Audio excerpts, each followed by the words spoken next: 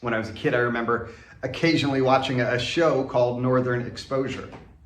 If you're unfamiliar, it was about a doctor from New York City who was forced to spend several years practicing medicine in the small fictitious town of Sicily, Alaska. It wasn't amazing, but we didn't have cable back then, and there was something appealing in the wildness of this setting, like a moose walking down the middle of the street in midday. I was also fascinated by the idea of darkness, that during the winter, the shortest day in a place like Anchorage is 5.5 hours. I was thinking about this recently because of the words in Revelation 8:12.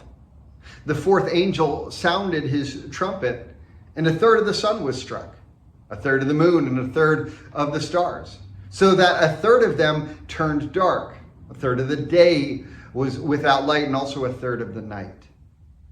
And for people living closer to the poles of the globe, it kind of seems like this happens to them every winter, doesn't it?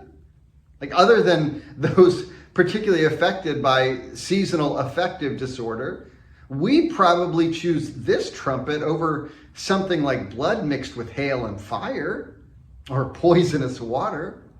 Like, sure, my electric bill would go up, but couldn't I just put some lights out in the backyard so my kids can play? Clearly, there's more going on here than at first glance. Now, as I've mentioned previously, several of the trumpets seem intended to invoke connections to the various plagues of Egypt. In this case, the fourth trumpet connects to the ninth plague.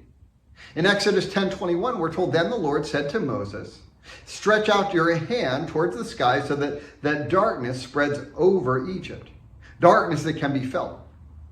And for 3 days there was darkness over the land, except in the places where the Israelites lived." Again, you might prefer darkness over boils, or hail, or swarms of locusts. You might have thought, darkness, this isn't so bad. I'll just catch up on some sleep.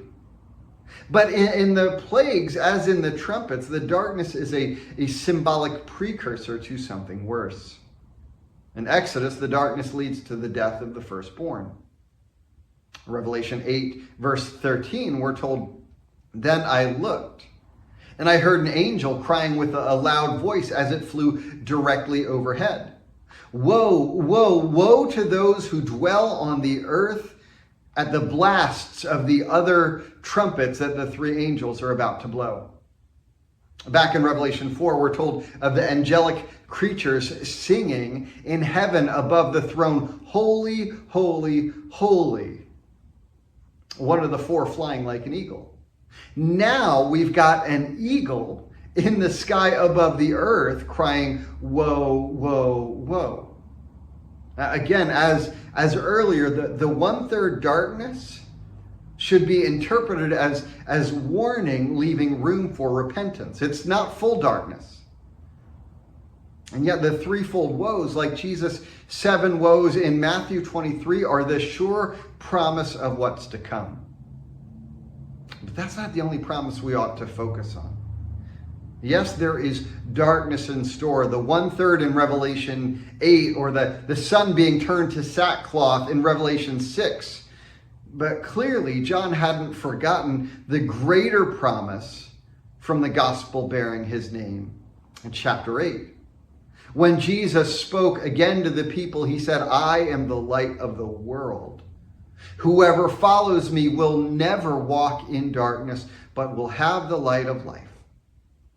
May we be encouraged not only to walk confidently in the light, but share the light with those who need him. Have a blessed week.